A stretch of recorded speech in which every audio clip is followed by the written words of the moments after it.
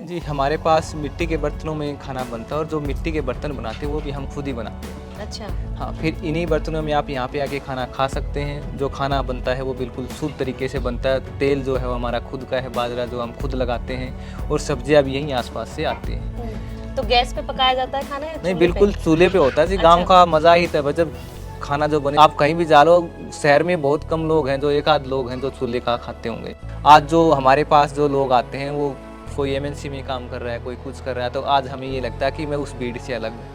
आप जब खुद का काम करते हैं तो उसमें कोई उम्र नहीं होती, ना रिटायरमेंट की उम्र होती है, ना पैसे कमाने की लिमिट होती है। आप पैसा कभी भी कमा सकते हैं और कभी कितनी ही लंबे समय तक काम कर सकते हैं। लेकिन आप जब किसी कंपनी में और उसमें जॉब करते हैं, एक तो आपको स्ट्रेस रहेगा, दूसरी आपकी एक लिमिट है कि आप इससे ज़्यादा नहीं जा सकते, और फिर रिटायरमेंट की भी उम्र है। दो रास्ते हैं, या तो किसान शहर जाए।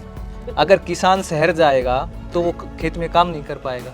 तो हमें सबसे अच्छा ऑप्शन यही लगा कि किसान को शहर जाने की नहीं, शहर वाले लोगों को यहाँ पे गांव में आने की, बुलाने की जरूरत है। बहुत बढ़िया। तो दोस्तों, आज हम मिलाने वाले हैं आपको एक ऐसे युवा से जिसने इंजीनियरिंग को छोड़ मिट्टी से जुड़ने की सोची, मिट्टी के बर्तन बनाए और उन मिट्टी के बर्तनों में ही खाने का प्लान तैयार कर दिया। जी हाँ, उन्होंने तैयार कर दिया एक एग्रो टूरिज्म मॉडल, जिसके लिए दिल्ली एनसीआर से दूर दूर से लोग यहाँ पर खाना खाने के लिए पहुंच रहे हैं, इस मिट्टी को यहाँ पर महसूस करने के लिए पहुंच रहे हैं। तो ज्यादा देरी ना करते हुए मिलते हैं नीरज शर्मा जी से और लेते हैं पूरी जानकारी कि आखिर ये क्या है एग्रो टूरिज्म मॉडल और किस तरीके से हम इससे जुड़ सकते हैं और कैसे किसान भाई इससे फायदा उठा सकते हैं। इससे पहले यदि अभी तक आपने अपने YouTube चैनल यूनिक फार्मिंग को सब्सक्राइब नहीं किया है तो अभी सब्सक्राइब करें, साथ ही बेल आइकन भी दबाएं ताकि आगे आने वाली वीडियोस की नोटिफिकेशन आपको मिलती रहे। नमस्कार सर। नमस्कार जी। तो सबसे पहले तो मैं ये जानना चाहती हूँ कि आज जितना डेवलपिंग इंडिया है ना, ऊंची ऊंची इमारतें बनाई जा रही हैं, अच्छे खासे रेस्टोरेंट होटल्स तैयार किए जा रहे हैं, आज उस जमाने में आपको कैसे ये मिट्टी की सारी चीजें तैयार करने की सूझी और आखिर क्या मॉडल, क्या नाम देंगे हम इसे? जी, इसका हमारा जो कंसेप्ट था ये मिट्टी आप और मैं था। तो मिट्टी के बगैर आप कुछ भी नहीं कर सकते। आप भले ही आप 10वीं मंजिल पे बैठे, लेकिन आपको खाना तो वही है, अनाज ही खाना है। चाहे आप कहीं भी हो, किसी भी देश में हो, कहीं विदेश में हो, आपको बगैर मिट्टी के ना तो आप अनाज उगा सकते हैं और वहाँ पे आप बैठ के कुछ बगैर उसके उगा भी नहीं सकते। आप कितना ही अच्छा मार्बल हो, वहाँ पे आप बीज डालना नहीं उगेगा। ठीक है। उगेगा मिट्टी में ही। ठीक है। तो मेरा यही था कि अपनी मिट्टी के साथ काम किया जाए। और मिट्टी एक ऐसी चीज़ है जिसकी लाइफ नहीं है, ये सदियों से हमारे बुजुर्गों से चली आ रही है। आप देखना, एक जब बिल्डिंग बनती है तो उसकी एक सीमा तय हो जाती है कि ये 50 साल चलेगी, ये 60 साल चलेगी।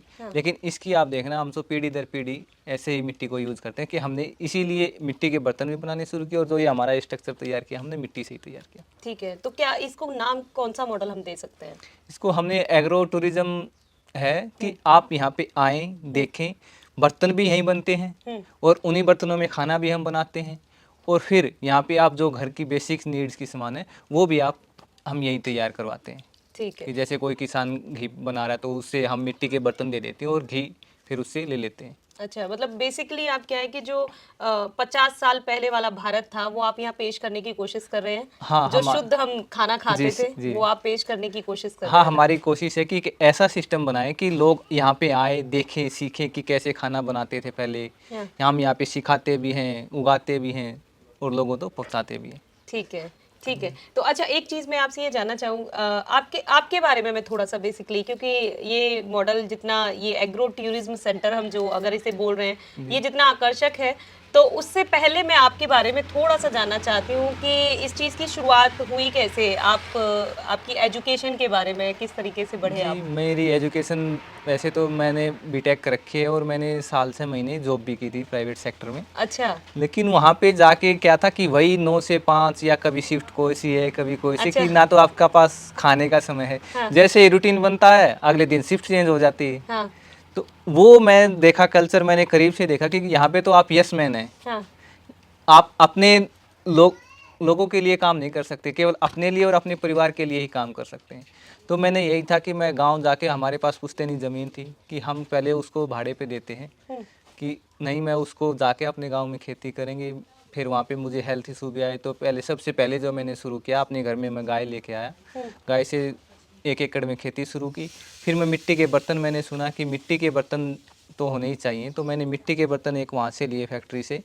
तो वहाँ पे जो मैंने देखा कि वहाँ पे कोई आर्टिस्ट काम नहीं कर रहा था, वहाँ पे केमिकल के द्वारा मिट्टी के बर्तन बनाए जा रहे थे। तो मैंने वहाँ तुरंत उन चीज़ों को छोड़ के मैंने मिट्टी के बर्तन अपने गांव में स्टार्ट किया। फिर लोग क्या थे कि मिट्टी के बर्तन तो हम ले, लेकिन उसको यूज कैसे करें, कि लोग, क्योंकि लोग छोड़ चुके हैं मिट्टी के बर्तन, बिल्कुल सही। क्योंकि हमें स्टील और एल्युमिनियम के आदी हो चुके हैं। तो फिर हमने ये रसोई हमने इसीलिए स्टार्ट की कि यहाँ पे हम बताते हैं कि कैसे आपको बर्तन यूज़ करना है, कैसे उसको साफ़ करना है, सब चीज़ हम बताते हैं कि आपको कैसे खाना बनाना है। यहाँ पे हम सैटरडे संडे बुलाते हैं लोगों को, अपनी जो हम जैसे खेत में मैं बाजरा लगाता हूँ, गेहूँ लगाता हूँ, तो वो भी हम लोगों को देते हैं। ठीक है, ये एक बेहतरीन प्रयास आपका था। इंजीनियरिंग छोड़कर आप मैं कह सकती हूँ एक तरीके से सेहत बांटने का आप काम कर रहे हैं, जी। जिस तरीके से जो चीज़ें आपने बताई है।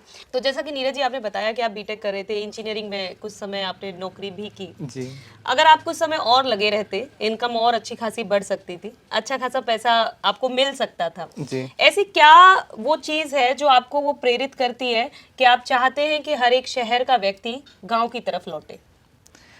अगर बीमारियों से बचना है, अच्छा स्वास्थ्य, आज देखो पैसे तो हो जाता है, लेकिन स्वास्थ्य एक ऐसी चीज़ है जो खराब होगी ना, जो आपने पैसा कमाया उस पैसे से आप ठीक नहीं कर सकते। तो मैंने यही था कि मेरा खुद का भी स्वास्थ्य ठीक हो, मेरी आमदनी भी ठीक हो। ये नहीं है कि मुझे था पैसा चाहिए, मुझे ये है एक तो सुकून चाहिए, और जो मेरा गुजर बसर है वो हो जाए, और लोगों को अच्छी सेहत मिल जाए। कि आप जब खुद का काम करते हैं तो उसमें कोई उम्र नहीं होती, ना रिटायरमेंट की उम्र होती है, ना पैसे कमाने की लिमिट होती है। आप पैसा कभी भी कमा सकते हैं, और कभी कितनी ही लंबे समय तक काम कर सकते हैं। लेकिन आप जब किसी कंपनी में और उसमें जॉब करते हैं, एक तो आपको स्ट्रेस रहेगा, दूसरी आपकी एक लिमिट है कि आप इससे ज़्यादा नहीं जा सकते, और फिर रिटायरमेंट की भी उम्र है। नहीं, वो चीज़ ठीक है, सही चीज़ें आपने बताई हैं, लेकिन मैं ये ज़रूर कहना चाहूँगी कि अच्छा खासा नौकरी पर आदमी होने के बाद ये सोचे कि मैं नौकरी छोड़ दूँ और जी। एग्रो टूरिज्म सेंटर में शुरू करूँ, तो ये इतना रिस्क आपको नहीं लगा कि मैं कुछ ज़्यादा रिस्क ले रहा हूँ, सक्सेस हुआ या नहीं हुआ? देखो, रिस्क तो उस समय था ही, पर ये था कि मुझे करना है और अलग करना है।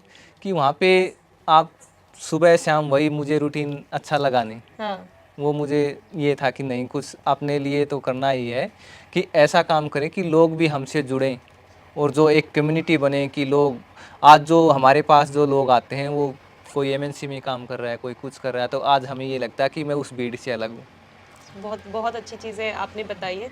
जैसा आज का टाइम है, क्या लोग रेस्टोरेंट छोड़ के और यहाँ इस चीज़ को स्वीकार कर पा रहे हैं? हाँ, लोग कर रहे हैं कि लोगों को स्वाद, जब रेस्टोरेंट में जाते हैं तो वहाँ पे आपको मसालों का स्वाद मिलता है, असली स्वाद नहीं मिलता। आप घर में देखना कि हम जो चटनी बनाते हैं वो मिक्सी में बनाते हैं, वो इतनी हाई स्पीड होती है कि उसमें आप चटनी की जगह आप झाग खा रहे होते हैं। हाँ, यहाँ पे जो हमारे पास जो चटनी बनती है वो सिलबट्टे पे बनती है। हमारे उसमें ना रस होते हैं भोजन में, जब हम मिक्सी में वो बनाते हैं तो वो रस नष्ट हो जाते हैं, और जब जितना उसको पीसते हैं सिलबट्टे पे तो वो रस बरकरार रहते हैं, उनकी संख्या बढ़ती है। लेकिन आज हमें आधुनिक समय में मसाले वसाले डाल के तड़का तो लगा लेते हैं, लेकिन वो स्वाद नहीं आता है। ठीक है, और जो लोग यहाँ पे आते हैं वो यही कहते हैं कि हमने ऐसा खाना कभी पता नहीं कब खाया था। ठीक है। तो आपको कितना टाइम हो गया आपका ये agro tourism agro centre tourism का हमारा ये तीसरा साल है। तीसरा साल है? हाँ जी। तो किस तरीके से रुचि को बढ़ते हुए आपने देखा है? लोग आ रहे हैं, बढ़ रही है संख्या? संख्या बढ़ रही है, बस लोग यही कहते हैं कि जी हमें रुकने का और चाहिए। अच्छा, हाँ, तो रुकने का अभी हम नहीं कर रहे हैं, क्योंकि हम ये चाहते हैं कि लोग एक बार घर में ये मॉडल, हम यहाँ खेत में नहीं करना चाहते, हम ये चाहते हैं कि लोग इस मॉडल को घर में अपनाएं, ताकि वो बीमारियों से बचे। ठीक है। आपने ये चीज़ बता दी है कि आप यहाँ पर बहुत अच्छा खाना सीधे खेत से चीज़ें टूट कर आ रही हैं और यहाँ जी। पर पकाई जा रही हैं। तो क्या जो रेस्टोरेंट में खाना मिल रहा है उससे सस्ता खाना या मिल रहा है या महंगे दाम चुकाने पड़ रहे हैं सेहत के लिए? नहीं, हम देखो 350 रुपये हमारा यहाँ का चार्ज है, उसमें आपको भरपेट खाना मिलता है। सिर्फ 350 साढ़े 300 रुपये, जी। क्योंकि आज के टाइम आज पे आप 350 में किसी रेस्टोरेंट में किसी तो आप नहीं जा रेस्टोरेंट में नहीं सकते। मिलेगा, और इतनी शुद्ध अवस्था में नहीं मिलेगा। हाँ। यहाँ पे जो हमारा मक्खन है वो बिलोना किया हुआ मक्खन मिलता है, रोटी है वो ऑर्गेनिक बाजरा जो हम लगाते हैं, और चूल्हे की रोटी देते हैं, गुड़ देते हैं, 2 चटनी, 2 सब्जी, रायता, ये हमारा मेन्यू रहता है। फिर 400 रुपये की भी हमारी थाली है, उसमें आप चाय ले सकते हैं। फिर 500 रुपये की भी थाली है, उसमें आप बर्फ़ी वगैरह ले सकते हैं। तो अलग अलग है कि आपको कौन सा चाहिए है, वो हम करते हैं, और मेन्यू हमारा अलग अलग रहता है। ठीक है। अच्छा, एक जो सबसे बड़ी चीज मैं आपसे जानना चाहूँ कि कोई भी किसान अगर इस तरीके का एग्रो टूरिज्म सेंटर शुरू करना चाहता है तो क्या समस्याएं ऐसी थी जो आपके सामने आई ताकि उनके आगे वो चीज ना आए? सबसे बड़ी समस्या तो यही रहती है कि हम जब एग्रो टूरिज्म चलाते हैं तो हमें ये सोच के चलना होगा कि आपको ही काम करना है। हाँ। कई किसान क्या सोचते हैं कि मैं काम नहीं करके और कोई काम करे, मैं बस बैठ के देखता रहूं, ये एग्रो टूरिज्म में नहीं हो पाएगा। दूसरा किसान ये है कि उसके पास खुद की ज़मीन हो, वो रेंट पे ना हो, ठीक है। किसान को ये चाहिए। और किसान को ग्रुप बना के काम करना चाहिए। अगर अकेला एक किसान ये सोचेगा कि मैं इसी के सहारे कर लूँगा तो वो भी नहीं हो पाएगा। तो एग्रो टूरिज्म में आपको ग्रुप भी चाहिए, आपको खुद की ज़मीन भी चाहिए और खुद काम करना आना भी चाहिए और करवाना भी आना चाहिए। ये सभी चीज़ें आनी चाहिए। ठीक है, क्योंकि दिल्ली एनसीआर से ये ज़्यादा दूर है नहीं, इसी वजह से मुझे लग रहा है कि लोग अच्छी खासी दिलचस्पी यहाँ पर दिखा रहे हैं। लेकिन सबसे शुरुआत में आपने लोगों को अट्रैक्ट करने के लिए क्या ऐसी चीज़ें की? किस तरीके से कहें तो किस तरीके से इसकी मार्केटिंग आपने की है कि लोग यहाँ पर पहुँचे हैं? हम मार्केटिंग के लिए हमने केवल आप जैसे लोगों का सहारा लिया और उनको बताया।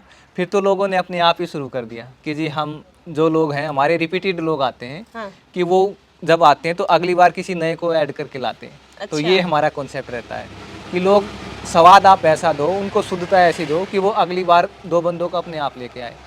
ठीक है, ठीक है। अब जब आपने ये अपना सेंटर शुरू किया, जब ये बनाया, तो क्या इसका प्रारूप बिल्कुल ऐसा ही था या धीरे धीरे चेंजेस आ रहे हैं और बढ़ रहे नहीं, हैं? धीरे धीरे आ रहे हैं। शुरू में हमने स्टार्ट किया था जब बिल्कुल ये एरिया था और यहीं पे रसोई चलती थी, यहीं पे बैठ के लोग खाते थे। अच्छा। अब हमने थोड़ी बाहर की भी सीटिंग की है और रसोई को भी अलग किया पिछले साल।